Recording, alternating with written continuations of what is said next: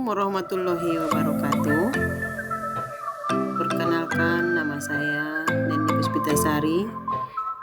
Kami akan memaparkan hasil kelompok kami tentang modul 1.1 penugasan kelompok refleksi filosofi pendidikan nasional Ki Hajar Dewantara. Yang dimana yang dibahas kali ini yaitu konteks sosio-kultural di daerah yang sejalan dengan pemikiran Ki Hajar Dewantara di Kota Padang Sidimpuan.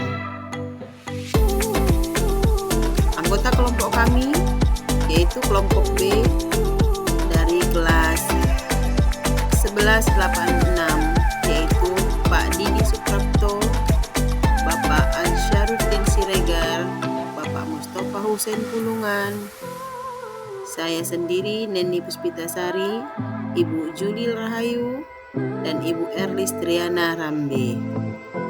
Dan tidak lupa kepada fasilitator kami, Ibu Kurniasi, dan pengajar praktik kami, Ibu Dahlinar.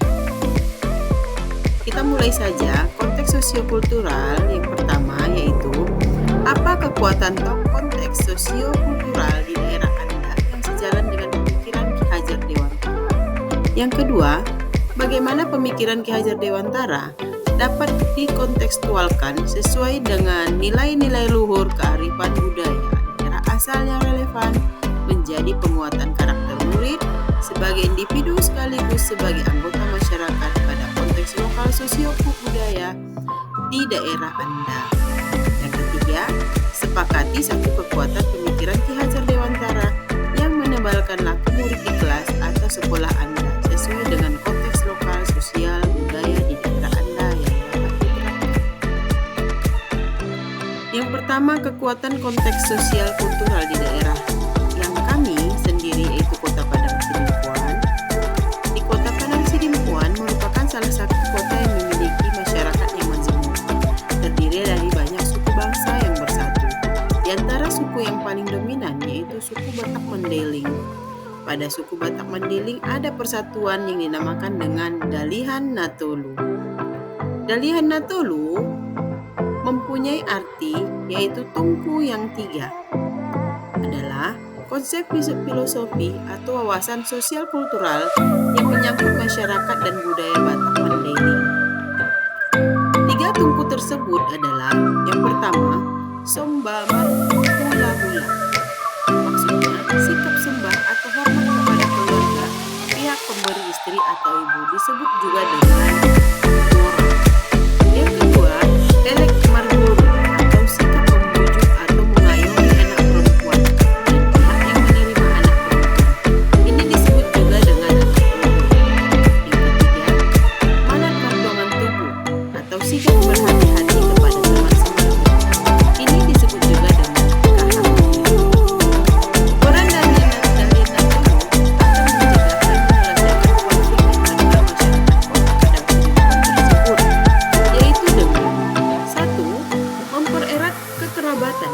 Yang kedua, memperbaiki hubungan.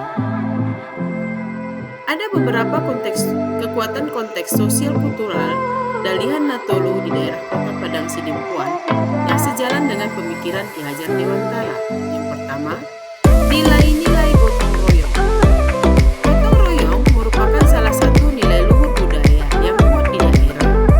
Nilai ini sejalan dengan pemikiran Ki Hajar Dewantara tentang pentingnya sinergi dan bekerja sama antara keluarga, masyarakat, dan sekolah dalam membentuk karakter peserta didik yang baik. Yang kedua, kebersamaan dan solidaritas. Kebersamaan dan solidaritas merupakan nilai sosiokultural yang kuat di daerah.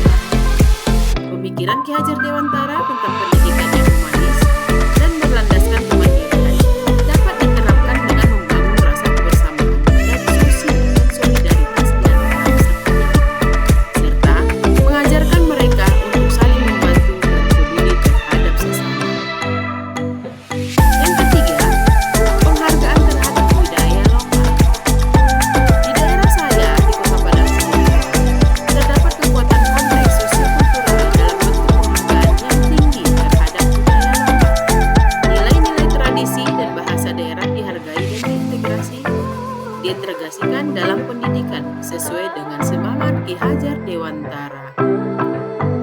Yang kedua, bagaimana pemikiran Ki Hajar Dewantara dapat dikontekstualkan sesuai dengan nilai-nilai luhur kearifan budaya daerah asal yang relevan, menjadi penguatan karakter murid sebagai individu, sekaligus sebagai anggota masyarakat pada konteks lokal sosial budaya di daerah Anda? Yang pertama, menerapkan konsep tripusat pendidikan. Salah satu pemikiran Ki Hajar Dewantara adalah tripusat pendidikan yang berarti memberdayakan sinergitas lingkungan keluarga, masyarakat, dan sekolah dalam membentuk karakter peserta didik yang baik. Konsep ini dapat dikontekstualkan dengan nilai-nilai luhur kearifan budaya daerah asal yang relevan, yaitu seperti gotong royong, kebersamaan, dan saling membantu dalam membentuk karakter peserta didik yang baik. Menumbuhkan rasa cinta tanah air.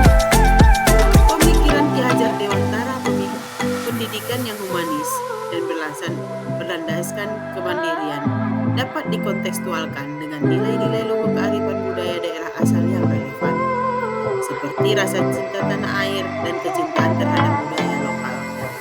Hal ini dapat membantu dalam membentuk karakter peserta didik yang memiliki rasa nasionalisme dan kecintaan terhadap budaya lokal. Yang ketiga, menghargai perbedaan. Pemikiran Ki Hajar Dewantara juga mengajarkan penghargaan terhadap perbedaan.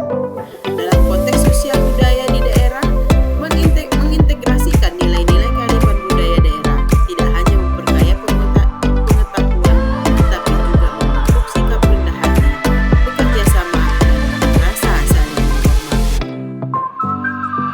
Yang ketiga pertanyaannya, sepakati satu kekuatan pemikiran Ki Hajar Dewantara yang menebarkan laku murid di kelas atau sekolah Anda sesuai dengan konteks lokal sosial budaya di daerah Anda yang dapat